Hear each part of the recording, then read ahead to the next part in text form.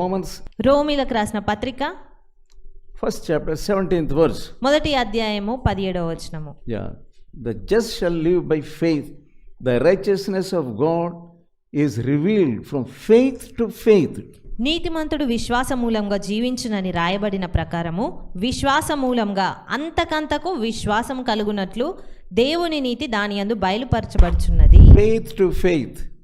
From initial faith to real faith. అంతకంతకు విశ్వాసము, ముందున్న విశ్వాసం కంటే కూడా ఆ తర్వాత విశ్వాసము. As the months go by, as the years go by, your faith will grow. నెలలు గడుస్తా ఉన్నప్పుడు, సంవత్సరాలు గడుస్తా ఉన్నప్పుడు నీ విశ్వాసం అనేది వృద్ధి పొందుతుంది. You will see faith to faith. నీవు అంతకంతకు వృద్ధి అయిన విశ్వాసమును చూస్తావు. Your initial faith is different from the faith which is now. నీ యొక్క మునుపున్నటువంటి విశ్వాసం అనేది ఇప్పుడున్న విశ్వాసం అది వేరు, అది వేరు. That is growing in faith. అది విశ్వాసంలో వృద్ధి పొందుట. Growing spiritually. అది ఆత్మీయతలో వృద్ధి పొందుట. Let us see about Abraham. మనము అబ్రహాం గురించి చూద్దాము. Acts 7th chapter. అపోస్తుల కార్యములు 7వ అధ్యాయము Verse 1, read. మొదటి వచనము. అందుకు స్టెఫెను చెప్పినదేమనగా, సహోదరులారా, తండ్రులారా వినుడి. మన పితరుడైన అబ్రహాము హారానులో కాపురముండక మునుపు మెసొపొతమియలో ఉన్నప్పుడు మహిమగల దేవుడు అతనికి ప్రత్యక్షమై, నీవు నీ దేశమును నీ స్వజనమును విడిచి బయలుదేరి నేను నీకు చూపింపబో దేశమునకు రమ్మని అతనితో చెప్పెను. First time God called him from the land of Chaldeans. మొట్టమొదటిసారిగా దేవుడు అతన్ని ఆ యొక్క కల్దీయుల ప్రదేశం నుంచి అతన్ని పిలిచాడు. He came out. అతడు బయటకు వచ్చాడు Abraham. That is not the full faith. కానీ అది సంపూర్ణమైన విశ్వాసం కాదు. That is elementary school faith. అది ప్రాథమిక స్కూల్లో ఉన్నటువంటి విశ్వాసము. So he brought Lot, his father, Terah. ఆ సమయంలో అతను లోతును తనతో కూడా తీసుకొచ్చాడు, అలాగే తన తండ్రి అయినటువంటి He allowed them. తనతో పాటు తీసుకొచ్చాడు. When he was coming out, he allowed them to come with him. ఆయన బయటికి వస్తున్నప్పుడు తండ్రిని లోతును కూడా అనుమతించాడు అతనితో పాటు రావడానికి. That is the initial step of coming. అది రావడానికి ఉన్నటువంటి ఆ మొట్టమొదటి అడుగులు. It's not a perfect life. అది ఏమి పరిపూర్ణ జీవితం కాదు. If you are in elementary school, మీరు ప్రాథమిక స్కూల్లో ఉన్నప్పుడు you are not perfect. మీరు అంత పరిపూర్ణంగా ఏమి ఉండరు. You make mistakes. పొరపాట్లు చేస్తారు. You do not have understanding. అంత గ్రహింపుతో మనం ఉండము. Acts 7th chapter, next verse. అప్పుడు కల్దీయుల దేశమును విడిచిపోయి హారానులో కాపురం ఉండెను. He was living there. అక్కడ నుంచి విడిచాడు, తర్వాత హారాన్లో ఉన్నాడు. That was not at all the purpose of God. అది దేవుని ఉద్దేశం ఎంత మాత్రం కాదు. He should not stay at any place.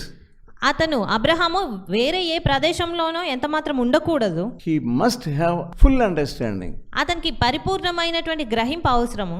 That he is a pilgrim. అతనికి ఏ గ్రహింపు కావాలి అంటే అతను ఒక యాత్రికుడును అనేటువంటి విషయం అతనికి అర్థం కావాలి. His citizenship is not here on this earth. అతని పౌరస్థితి అనేది ఇక్కడ ఈ భూలోకంలో లేదు. He stayed in Haran. అతడు హారాన్లో నివసించాడు. With his dear father Terah. అతని ప్రియమైన తండ్రి తెరాహుతో కలిసి అతను అక్కడ జీవించాడు. Who is dear to you?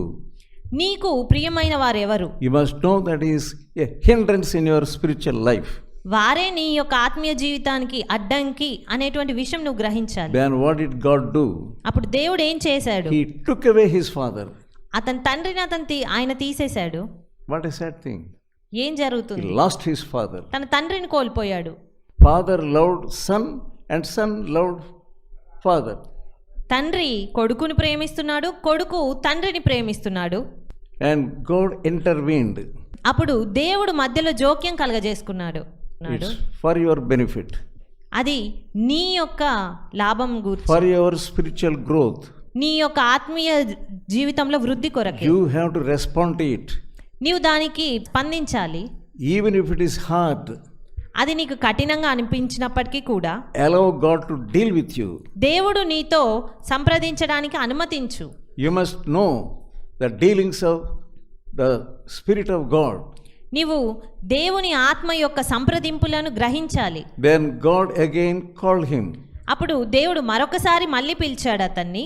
Genesis 12th chapter, ఆదికాండము 12వ అధ్యాయము first verse. మొదటి వచనము. యెహోవా, నీవు లేచి నీ దేశము నుండి నీ బంధువుల యొద్ద నుండి నీ తండ్రి ఇంటి నుండి బయలుదేరి నేను నీకు చూపించు దేశమునకు వెళ్ళుము. Your father's house. నీ యొక్క తండ్రి ఇంటి నుండి. That the Haran is the father's house. Name of the place is Haran. ఆ యొక్క స్థలం పేరు హారాను. His father's house was అక్కడ there. ఆ హారాన్లో తన తండ్రి ఇల్లు ఉన్నది, దాన్ని విడిచిపెట్టాలి. You come out from father's house. నీవు తండ్రి ఇంటి నుండి బయటికి రావాలి. That is second call. అది రెండవ పిలుపు, రెండవసారి పిలుపు. You come out. నీవు బయటికి రా. And he obeyed. అతను విధేయత I చూపించాడు. will make you a blessing.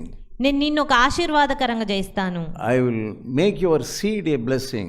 నీ యొక్క సంతానమును వృద్ధి పొందిస్తాను, ఆశీర్వదిస్తాను. He obeyed there. అక్కడ కూడా అతను విధేయత That చూపించాడు. was the next lesson. అది రెండవ పాఠం. You must understand the dealings of God. నీవు దేవుని యొక్క సంప్రదింపులను గ్రహించుకోగలగాలి. What God is telling you. దేవుడు నీకేం చెప్తున్నాడు. If you go through the first class, నీవు మొదటి తరగతి గుండా వెళ్తున్నట్టయితే, when you pass the first class, ఆ యొక్క మొదటి తరగతి నువ్వు పాస్ you అయిపోయిన will go to the తర్వాత second class. అప్పుడు రెండవ తరగతికి వెళ్తావు. There also, if you will have testing, you will have examination. ఆ రెండవ తరగతిలో కూడా నీకు అక్కడ పరీక్షలు అనేవి ఉంటాయి. The next lesson, ఆ తర్వాత పాఠము Genesis 17th chapter. ఆదికాండము 17వ అధ్యాయము. అబ్రాము 99 ఏండ్ల When వాడైనప్పుడు, he was 99 years old, అతనికి 99 ఏండ్ల వయసున్నప్పుడు he was teaching him, దేవుడు అతనికి బోధిస్తున్నాడు. I am the God of Almighty. నేను సర్వశక్తి గల దేవుడను. I am the God of Almighty. నేను సర్వశక్తి గల దేవుడను. Walk before me and be perfect.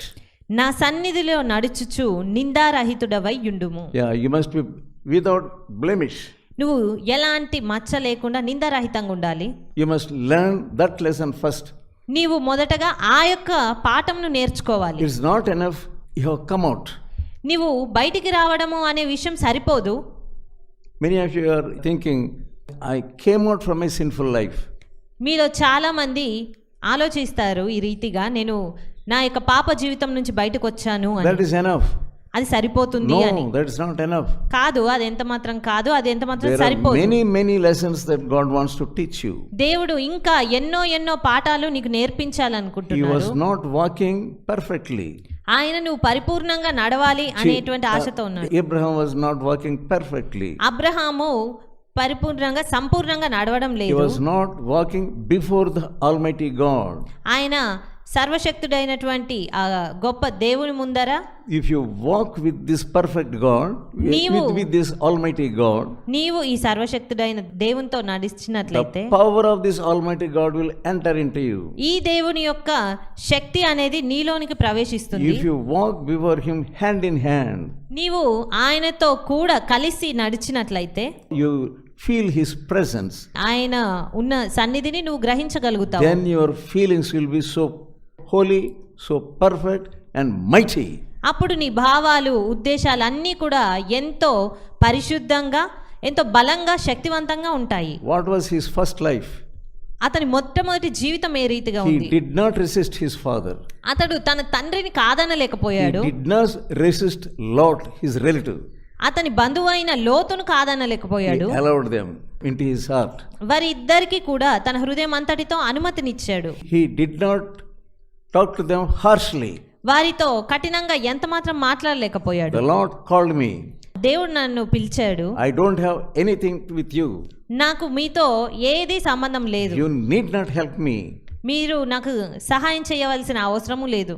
Because the Lord who called me, He will look out for me. ఎందుకంటే నన్ను పిలిచిన దేవుడే నన్ను చూసుకుంటాడు. God did not leave him. కానీ దేవుడు అతన్ని వదిలిపెట్టలేదు. Even though he came out, అతను బయటికి వచ్చినా కూడా he had to learn many lessons. అతను ఎన్నో పాఠాలు నేర్చుకోవాల్సి వచ్చింది. I am the Almighty. Walk before me and be thou perfect. నేను సర్వశక్తి గల దేవుడను, నా సన్నిధిలో నడుచుచు నిందారహితుడవై యుండుము. Then next verse. నాకును నీకును మధ్య నా నిబంధనను నియమించి నిన్ను అత్యధికంగా అభివృద్ధి పొందించెదనని అతనితో చెప్పెను. Yeah, I will give you great blessing. నిన్ను అత్యధికంగా నేను I ఆశీర్వదిస్తాను, will make you great success. నేను అత్యధికంగా అభివృద్ధి పొందిస్తాను. When? ఎప్పుడు? Only when you obey me. నీవు నాకు విధేయత చూపించినప్పుడే, Only when you walk before me. నీవు నా ముందర సరైన రీతిగా నడిచినప్పుడే, Then the real lesson come out now. అప్పుడే నిజమైన పాఠాలు అనేవి బయటకు వస్తూ ఉంటాయి. 22nd chapter. 22వ అధ్యాయము. Here is another commandment. ఇక్కడ మరొక ఆజ్ఞ. 22nd chapter, 2nd verse. 22వ అధ్యాయము 2వ వచనం. Now take your beloved son, నీకు ఒక్కడయ్యున్న నీ కుమారుని go to the mount of Moriah. Morya దేశమునకు తీసుకొని వెళ్ళి, There I will show you a place. There you give him as an offering, burnt offering to me. అక్కడ నేను చెప్పేటువంటి పర్వతంలో దహన బలిగా నీ కుమారుని అర్పించు అని. That is like passing a college. ఈ యొక్క విషయం ఏ రీతిగా ఉందంటే, ఒక కాలేజ్ అనేది ఉత్తీర్ణం అవ్వడం ఏ రీతిగా ఉందో, పాస్ అవ్వడం ఆ యొక్క పరిస్థితిగా ఉంది. He was obeying and obeying and obeying. Abraham విధేయత చూపిస్తూ వచ్చాడు. His faith was growing and growing, faith to faith. అతని విశ్వాసం అనేది అంతకంతకు వృద్ధి అవుతూ You వస్తుంది. must know your faith. నీవు నీ విశ్వాసం ఏంటో తెలుసుకోవాలి. No matter if your faith is weak in the beginning, ఒకవేళ మీ విశ్వాసము మొదటలో కొంచెం తక్కువగా ఉన్నా కానీ పర్వాలేదు, no, don't fear. దానికేం భయపడవద్దు. He will show you the next lesson. ఆయన నీకు మరో పాఠము He చూపిస్తూ will give you ఉంటాడు, next opportunity. మరొక అవకాశం He ఇస్తాడు. will give you opportunity after opportunity. ఆయన అవకాశం వెంబడి అవకాశం నీకు ఇస్తూ ఉంటాడు. He is a great God. ఆయన గొప్ప దేవుడు, He is a great teacher. ఆయన గొప్ప బోధకుడు. He loves you. ఆయన నిన్ను ప్రేమిస్తున్నాడు. That's why he called you here. అందు నిమిత్తమే ఆయన నిన్ను ఇక్కడికి పిలిచాడు.